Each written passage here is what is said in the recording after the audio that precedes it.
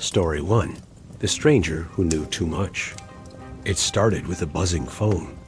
Emily was sitting at her kitchen table, sipping the last of her lukewarm coffee, when her phone vibrated across the table with a soft but insistent rumble.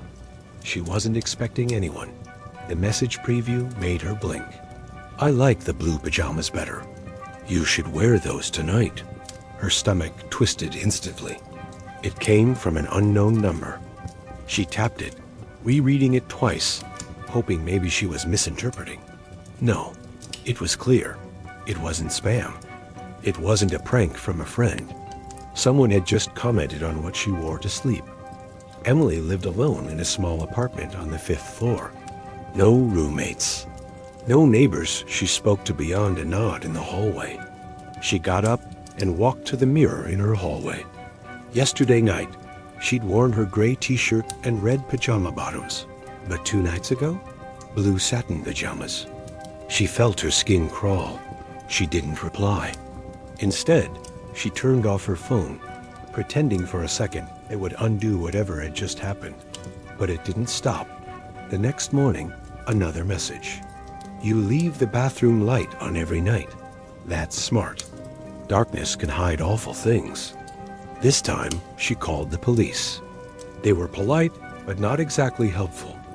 "It's probably someone you know messing around. If they don't threaten you directly, there's not much we can do." She asked if they could trace the number. The officer explained that it was likely a burner, untraceable. The texts kept coming, not every hour. That would have made it feel more like a prank. No, it was worse. Just frequent enough to feel like the person was watching her life unfold in real time. "Your fridge is almost empty. Grocery run today? I liked the way you jumped during that horror movie last night." She'd been alone, curled up on her couch, watching a horror movie on her laptop. No windows behind her, curtains drawn. But the message had come in just minutes after she'd screamed at a jump scare. She began losing sleep. She kept the lights on in every room. She installed a camera in her living room. She even put tape over her laptop webcam, something she had never bothered with before. But nothing changed. Until one night, she received a message that felt different. Urgent. It read, "You're in danger. He's watching you too. Check the camera."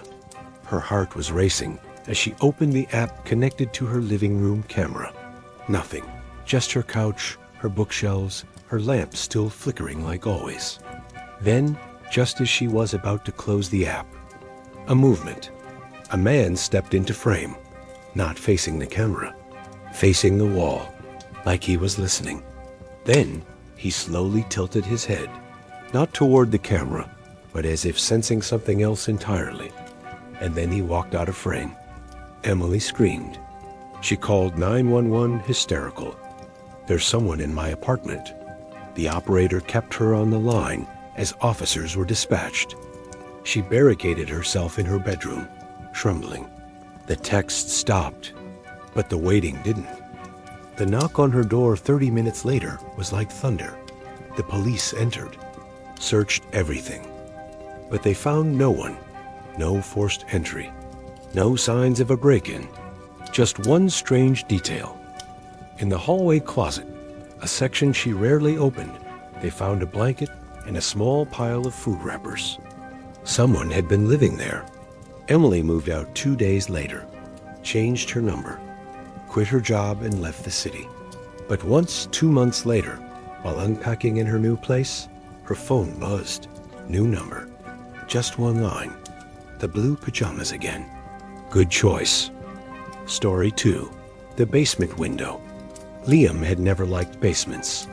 Even as a kid, he would run up the stairs after grabbing something, always feeling like something was just a second behind him. But when he moved into his new rental house, a modest 2-bedroom near the edge of town, the basement was part of the deal. Laundry machines were down there, along with storage space. The landlord had reassured him. "It's dry, clean, no bugs. Pretty standard." And it was mostly. The ceiling was low. The light flickered sometimes, but it was just a basement. The only weird thing was the window. It wasn't on the ground like most basement windows. It was lower. At first, Liam thought it might be a window well, but when he stepped outside to look, there was nothing.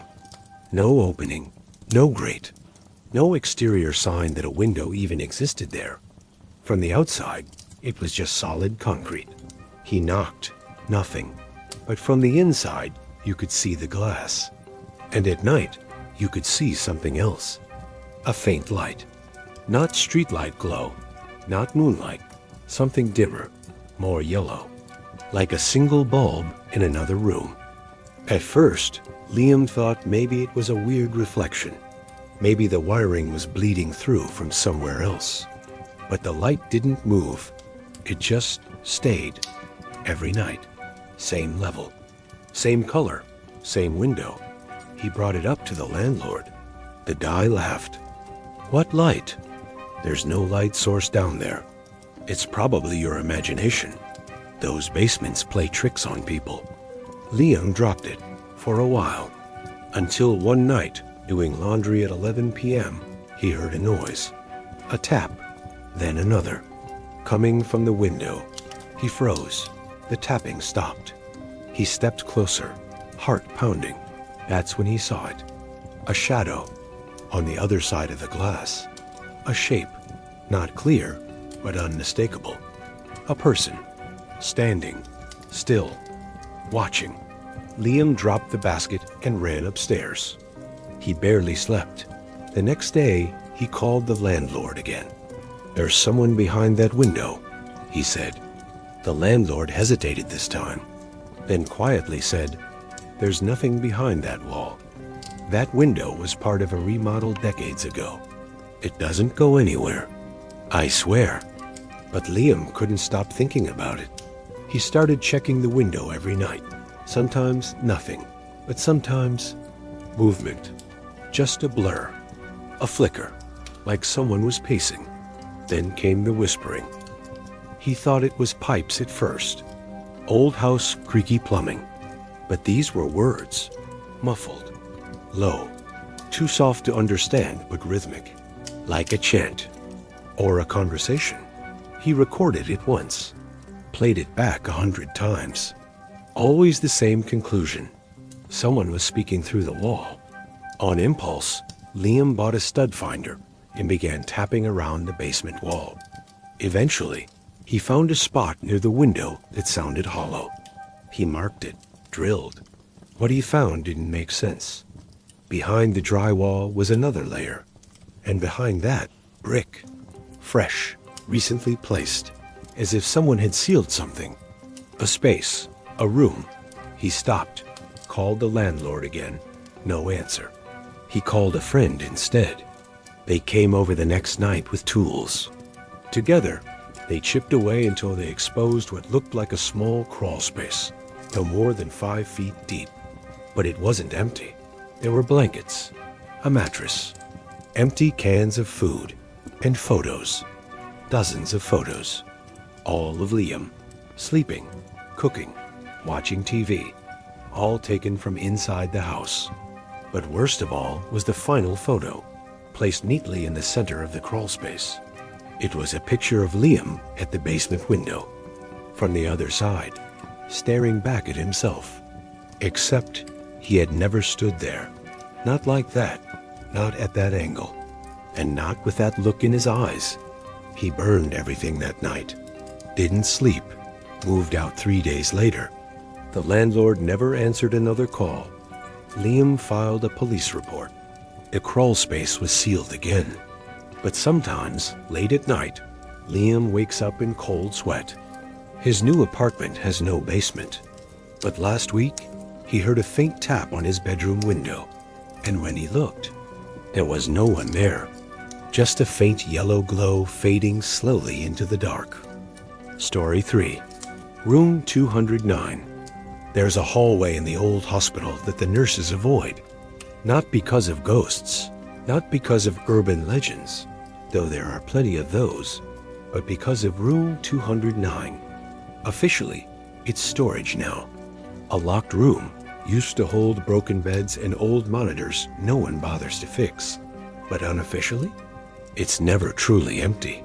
Daniel, a night security guard, didn't believe in that kind of thing. He took the job at St. Augustine Hospital because it was quiet. A paycheck for walking in circles with a flashlight. He liked the silence. He liked the solitude. But on his 4th week, he noticed something strange.